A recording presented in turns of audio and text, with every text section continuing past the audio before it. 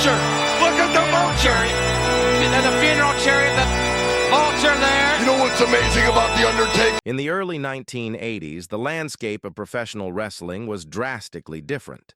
The business was divided into various regional territories, with each area running its own wrestling promotion. But one man, Vince McMahon Jr., had a vision that would change the wrestling world forever.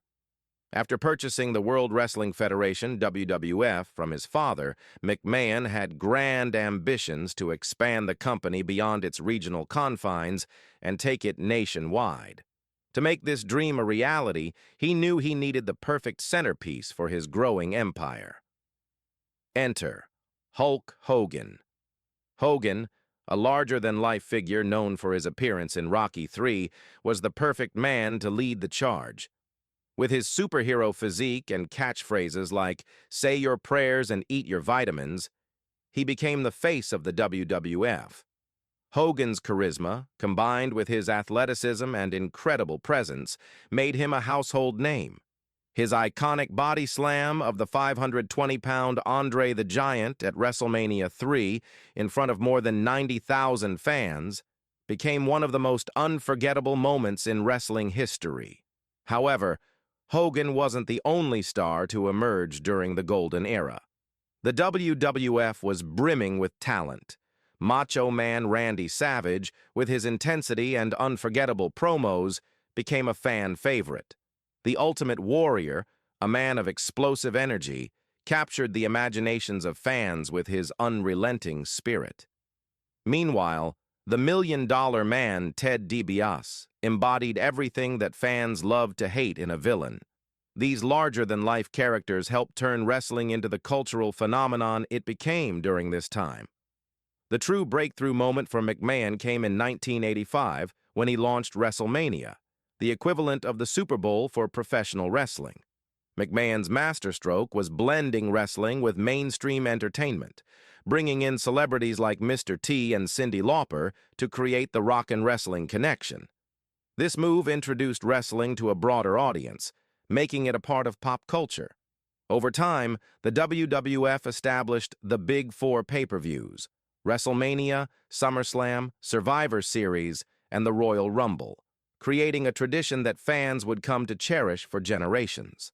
The New Generation Era and the Rise of the Underdogs, 1990s. As the 1990s approached, the landscape of professional wrestling began to shift.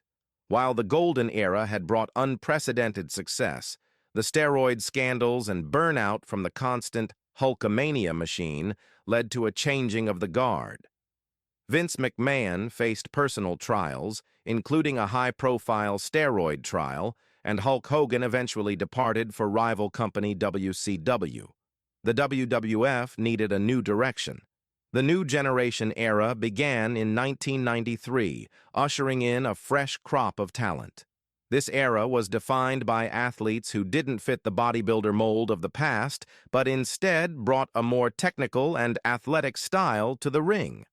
Bret the Hitman Hart became the face of the new generation, known for his impeccable technical skills and his distinctive pink and black attire.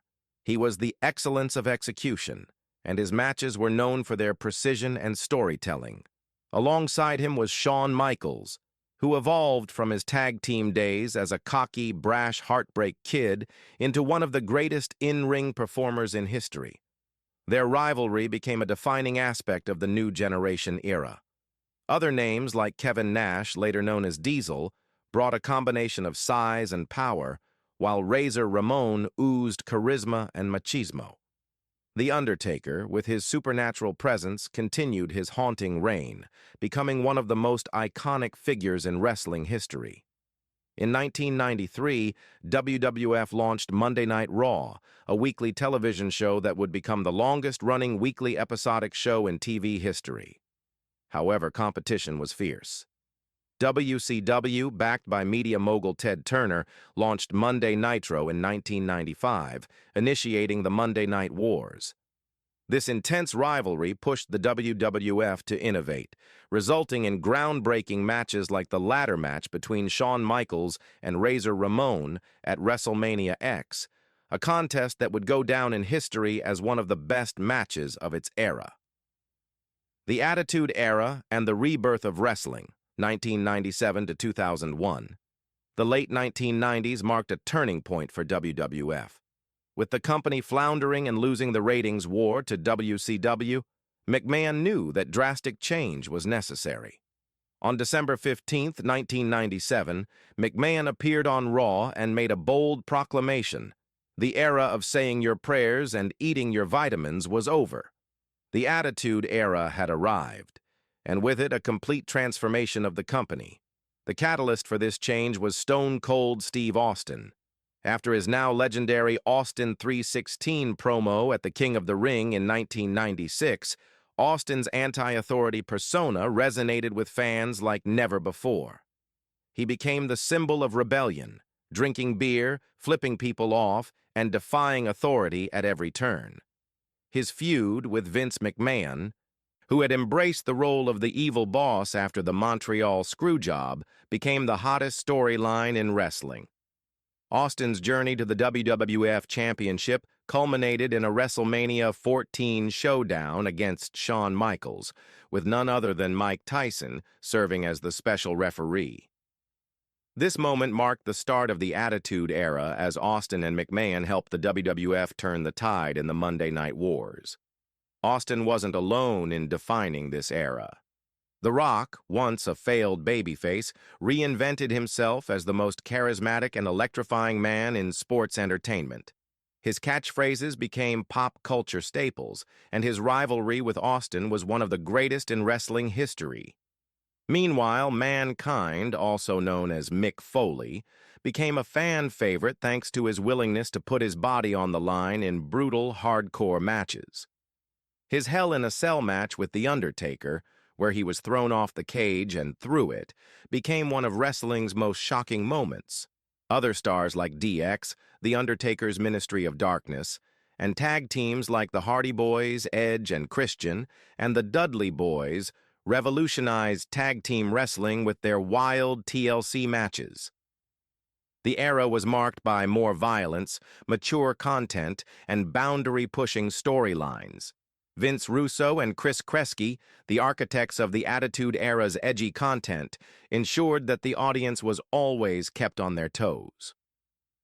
The Ruthless Aggression Era and the Birth of New Stars, 2002 to 2008. As the Attitude Era came to a close, wrestling's top stars like The Rock transitioned to Hollywood, and Stone Cold Steve Austin dealt with mounting injuries. The Ruthless Aggression Era began in 2002, marking the beginning of a new era for WWE.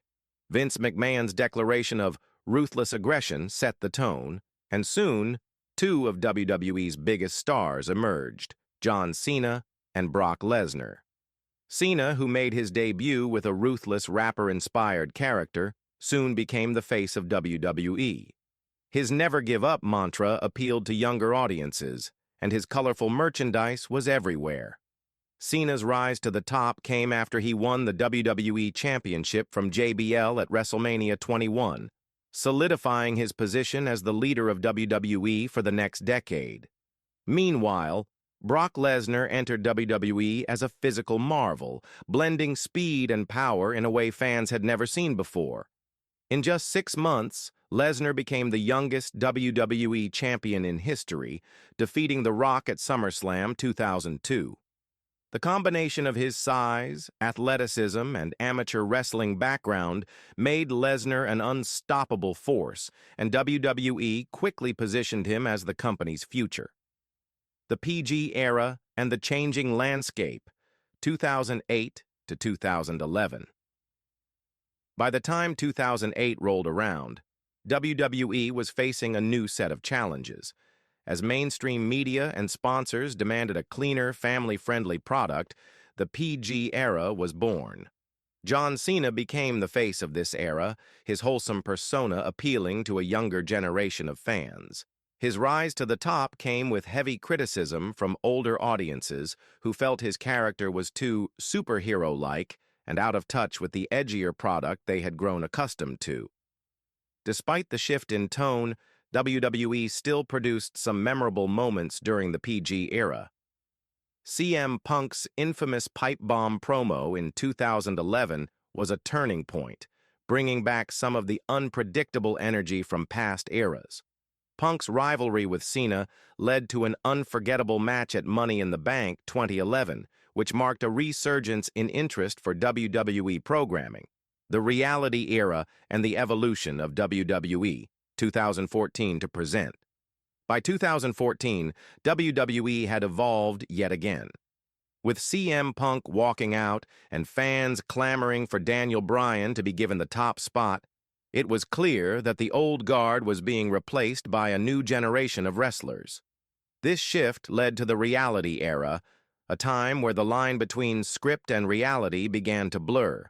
Daniel Bryan's rise to the top, culminating in his victory at WrestleMania 30, symbolized the fans' ability to dictate WWE's direction. The shocking Lesnar victory over The Undertaker at the same WrestleMania would go down as one of the most jaw-dropping moments in wrestling history. The launch of the WWE Network revolutionized the way fans consumed wrestling, while NXT emerged as a platform for developing future stars. With superstars like Kevin Owens, Finn Balor, and Sami Zayn, NXT became a critical success and helped redefine WWE's approach to wrestling.